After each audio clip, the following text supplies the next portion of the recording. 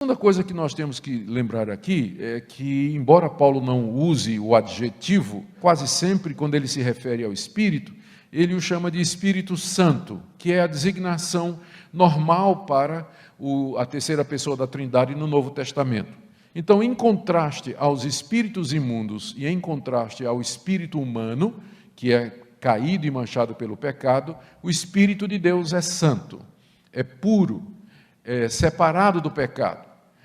Logo, se ser cheio do Espírito Santo significa estar controlado por ele, é evidente que o primeiro efeito desse controle dele sobre nós será, obviamente, a santidade. Então, a primeira coisa que aparece, a primeira coisa que se reflete na vida de alguém que está cheia do Espírito Santo é santidade. É claro que no livro de Atos, quando o Espírito veio a primeira vez sobre a igreja de Éfeso, alguns efeitos externos aconteceram, como o falar em línguas e o profetizar e assim por diante. Agora, dificilmente nós diríamos, à luz do que o Novo Testamento ensina, que esses sintomas, eles são provas incontestáveis, infalíveis de que alguém está cheio do Espírito Santo de Deus. A julgar pela própria igreja de Éfeso. Uma igreja pode ser ortodoxa, ela pode ter essas manifestações extraordinárias do Espírito Santo, e ainda assim ela não ostentar aquela marca infalsificável da verdadeira plenitude, que é a santidade.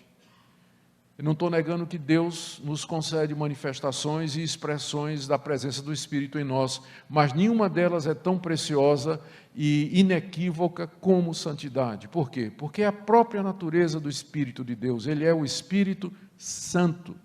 Logo, uma pessoa que está cheia do Espírito Santo, ela vai ser santa no seu caminhar, ela vai almejar a santidade, ela quer viver uma vida reta diante de Deus, ela quer viver uma vida pura diante de Deus, e todas as demais coisas, elas são acessórias e elas nem precisam aparecer naturalmente.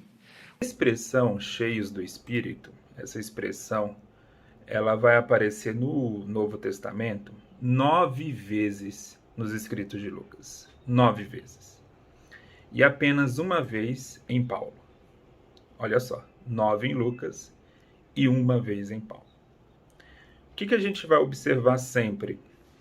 Quando Lucas destaca a expressão cheios do Espírito, normalmente essa expressão, normalmente não, em todas as vezes que essa expressão aparece, ela aparece com um toque carismático, com uma expressão de derramamento do Espírito Santo, daquilo que a gente pode colocar como sinônimo de batismo no Espírito Santo. Quero até dar alguns exemplos para vocês. Já desde o ventre de sua mãe, e isso acontece mais à frente, diz o texto bíblico, que quando Isabel ouviu a saudação de Maria, quando Maria chega ali na porta de Isabel, a criança lhe estremeceu no ventre. O sentido do grego aqui é esse sentido mesmo, que a criança literalmente pulou no ventre de Isabel. A criança aqui falando de João Batista. Então Isabel também ficou cheia do Espírito, diz o texto. Então Isabel ficou cheia do Espírito Santo e exclamou em alta voz: bendita é você entre as mulheres e bendito o fruto do seu ventre. Ou seja, ela agiu como uma profetisa. Ela foi cheia do Espírito e ela profetizou a Maria que Maria seria a mãe do Messias. Tá? Então aqui a gente tem um típico padrão de enchimento do Espírito vinculado a uma função carismática. Assim, tanto em João Batista quanto em Isabel. Esse tema vai aparecer também em Atos 2:4, um texto muito famoso, né? Todos ficaram cheios do Espírito Santo e começaram a falar em outras línguas, segundo o Espírito lhes concedia que falassem. Ou seja, mais uma vez, um relacionamento do termo e da expressão cheio do Espírito, ou cheios do Espírito, e também uma atividade carismática. Agora, dessa vez, o falar em línguas.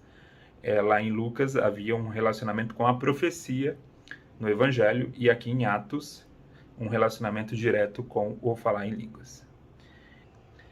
E você vê aqui, em nenhum momento a expressão cheio do Espírito está relacionada à santidade, a caráter, a transformação de caráter. Em nenhum momento. Então, o que a gente tem que compreender aqui?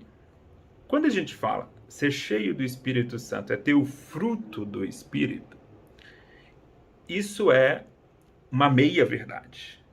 Por quê? Porque em Lucas, nos escritos de Lucas, tanto em Lucas Evangelho como em Atos, que é um escrito só, dividido em duas partes, o cheio do Espírito, ele está o tempo todo relacionado a atividades carismáticas. Profecia, falar em línguas, discernimento de espíritos, proclamação com ousadia. Só que, de fato, lá em Efésios, que é a única menção de Paulo à expressão cheios do Espírito, ele relaciona o cheio do Espírito a caráter. Ele fala em Efésios 5,18, e não se embriaguem com vinho, pois isso leva à devassidão, mas deixem-se encher do Espírito.